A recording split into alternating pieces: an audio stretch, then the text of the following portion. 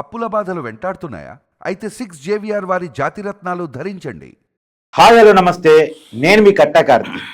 ఒకప్పుడు TV serials కథలుగా వస్తుంటే ఈ సీరియల్స్కి ఎండింగ్ లేదా, ఇంకా పొడిగించుకుంటూ పోతారా అనేటువంటి అభిప్రాయం చాలామంది మహిళల్లో ఉండేది. తర్వాత వెబ్ సిరీస్లు వచ్చాయి, కంటిన్యూస్. ఒకప్పుడు 3 గంటల్లో ఉండాల్సిన సినిమా ఇవాళ 30 ఎపిసోడ్గా వెబ్ సిరీస్లో రన్ అవుతూ ఉంది. నేను ఈ మాట ఎందుకు చెప్తున్నానంటే, ఆంధ్రప్రదేశ్లో జరుగుతున్న మద్యం స్కామ్ విచారణ సినిమా కథల్లాగా, వెబ్ సిరీస్ లాగా, సీరియల్ లాగా అది సాగుతూనే ఉంది. ఎంత వెలికి తీస్తే అంత అవినీతి బయటకు వస్తూ ఉంది. ఆ డబ్బుని, మద్యం స్కామ్ ద్వారా సంపాదించిన డబ్బుని ఎటెటు తీసుకెళ్లారు, ఎక్కడెక్కడ ఖర్చు పెట్టారు, ఎక్కడెక్కడ పెట్టుబడి పెట్టారు, ఈ విషయాలన్నీ బయటకు వస్తూ ఉంటే కళ్ళు బయలు గమ్ముతూ ఉన్నాయి. నిన్నదాకా అంతకుముందేమో ఆఫ్రికా అనుకున్నాం, తర్వాత దుబాయ్లో 150 కోట్లు, ఇప్పుడు కొత్తగా ఒక 2 సినిమాని రాజు కసిరెడ్డి నిర్మించారు మద్యం స్కామ్తో సంపాదించిన డబ్బుతో. ఆ విషయాలు కూడా బయటకు వచ్చే, ఒకటి సుమంత్ హీరోగా, ఇంకోటి నిఖిల్ హీరోగా. స్పై సినిమా, ఆ ప్యాన్ సినిమాను కూడా ఈ మద్యం స్కామ్తో వచ్చిన డబ్బులతో నిర్మించారు అనేటువంటిది. సో మద్యం స్కామ్తో సినిమా నిర్మించడమేమో కానీ ఈ మద్యం స్కామ్ జరిగినటువంటి తీరును చూస్తే మాత్రం ఓ సినిమా తయారు చేయొచ్చు.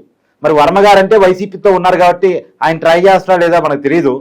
కానీ ఈ మద్యం స్కామ్ జరిగిన తీరుని, సంపాదించిన దాన్ని వైట్గా మార్చిన తీరుని, ఎక్కడెక్కడ పెట్టుబడి పెట్టారు, అన్ని అంశాలని ఒక సినిమా కథలా రూపొందించవచ్చు. దాని మీద మరింత వివరణ, విశ్లేషణ తీసుకునేటువంటి ప్రయత్నం చేస్తూ నాతో ఉన్నారు అంకంరావు గారు. సార్ నమస్కారం. నమస్తే అండి. సార్, మీరు రాజకీయ విశ్లేషకుడుగా అందరికీ తెలుసు, కానీ సినిమా ప్రొడ్యూసర్గా కూడా అనేది మాకు తెలుసు. కాబట్టి లిక్కర్ సినిమా డబ్బులతో 2 సినిమాలు తీశారంట, కానీ ఈ లిక్కర్ కథతో ఏమన్నా సినిమా ఉపాయం ఏమన్నా ఆలోచిస్తారా? నిస్సందేహంగా కట్టారు. ఇది మళ్ళీ మొదలైంది స్పై. మళ్ళీ మొదలైంది సినిమాలో సుమంత్ గారు కథానాయకుడు, నాగేశ్వరరావు గారు మనవడు గారు, అక్కిన నాగేశ్వరరావు గారు మనవడు గారు. రెండో దాంట్లో నిఖిల్. ఈ 2 చిత్రాలు నిర్మించాడు. ఈయన కనుక అదుపులో తీసుకోకపోతే ఇంకా 3-4 చిత్రాలు ఆయన ప్రారంభోత్సవం కూడా చేయటం కూడా జరిగేది. అవునా? రాజ్ కేశిరెడ్డి. ఓకే. ఇది మీరన్నట్టు ధారావాహికంగా మనకి రోజు వస్తూ ఉంటది. ఆడవాళ్ళు ఒకప్పుడు, నాకు బాగా గుర్తు, ఋతురాగాలని చెప్పి రాస్తూ ఉండేది. అప్పుడు అంతకు ముందు వరకు మామూలుగా ఛానల్లో పనిచేసే మహిళలు అంతకు ముందు వరకు సాయంత్రం 6 గంటల దాకా, అంటే పొద్దు కోకపోయే ముందు దాకా ఛానల్లో పనిచేసేవాళ్ళు. కానీ ఈ ధారావాహిక ఎప్పుడైతే ప్రదర్శించడం మొదలు పెట్టారో అప్పటి నుంచి అది ఏ రోజైతే రాబోతుందో, వారానికి ఒకసారి వచ్చేది, రాబోతుందో ఆ సమయానికి రావడం కూడా జరిగేది. తర్వాత దాన్ని ఏ విధంగా తీసుకొచ్చారో మనందరికి తెలుసు. అవును. అట్లాంటి తర్వాత పుంకాలుగా వచ్చి ఇప్పటికీ కొనసాగుతానే ఉన్నాయి. అవును. మీరన్నట్టు మద్యం కుంభకోణంలో కూడా ఈరోజు మొట్టమొదటి అనుకుంది ఓ మిథున్ రెడ్డి, ఓ విజయసాయి రెడ్డి, తర్వాత జగన్మోహన్ రెడ్డి. ఇంతవరకు అనుకున్నాం. వీళ్ళ వరకే సంబంధం అనుకుంటే రాజు కేశిరెడ్డి బయటకు వచ్చాడు. ఆ తర్వాత ధనుంజయ రెడ్డి వచ్చాడు. ఆ తర్వాత ఓఎస్డి కృష్ణమోహన్ రెడ్డి వచ్చాడు. అవును. ఆ తర్వాత బాలాజీ గోవిందప్ప వచ్చాడు. మొన్న చెవిరెడ్డి భాస్కర్ రెడ్డి వచ్చాడు. వాళ్ళ స్నేహితుడు వెంకటేష్ నాయుడు వచ్చాడు. ఇప్పుడు చెవిరెడ్డి భాస్కర్ రెడ్డి కొడుకు పేరు ఉంది.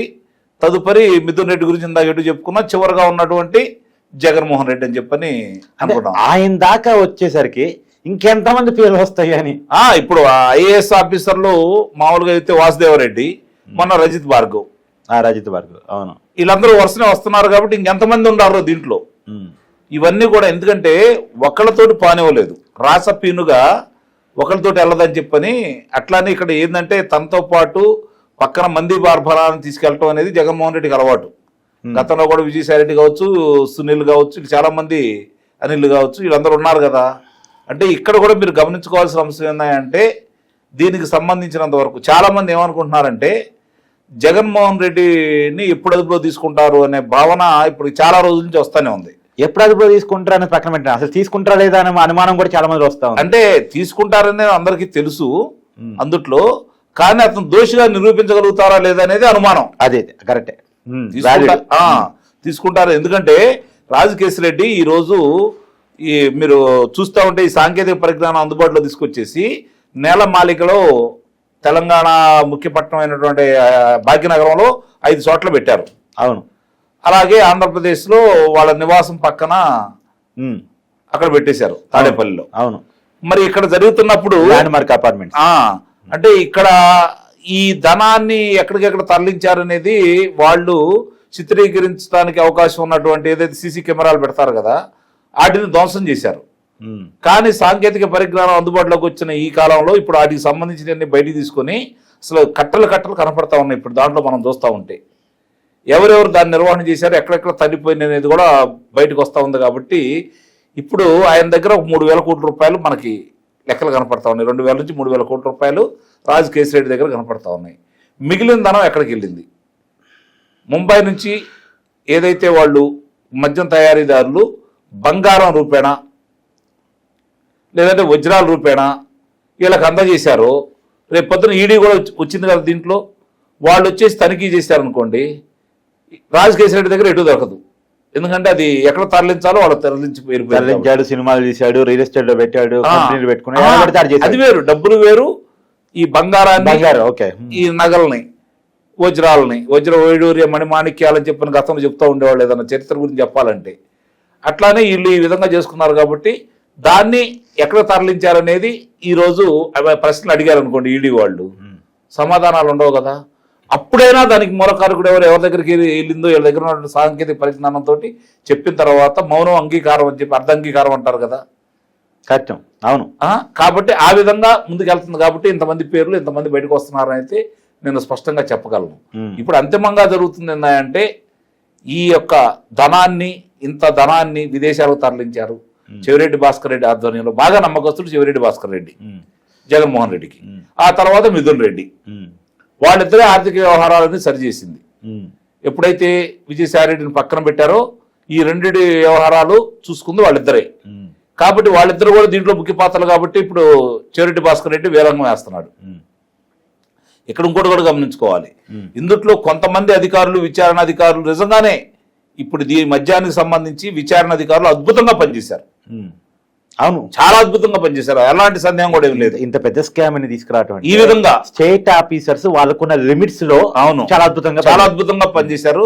కేసిరెడ్డి రాజశేఖర్ రెడ్డి లాంటి వ్యక్తి విదేశాలకి మారు పేరు మీద తరలిపోతున్నా కూడా కనిపెట్టి పట్టుకురావటం అంటే మామూలు విషయం కాదు.